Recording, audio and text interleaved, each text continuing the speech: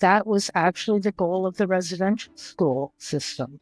It was to take the Indian out of the child, which is why they took them out of the home. Because if they had stayed in the home, they still would have had that family influence. They still would have celebrated their ceremonies. They still would have had their traditions.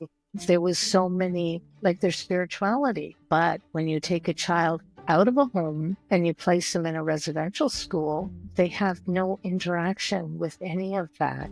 They separated siblings from each other. So if a boy and his sister were sent to the same residential school, they weren't allowed to talk to each other because the boys were segregated from the girls. They weren't allowed to speak their own language. Quite often, you hear stories of extreme punishment. I read one story when I was in school about a child having a needle stuck through their tongue because they were caught speaking their own language. When families would come to visit, the staff of the school would stand outside the door to listen whether any of the Indigenous languages were being spoken, and the child would be punished after the parents left.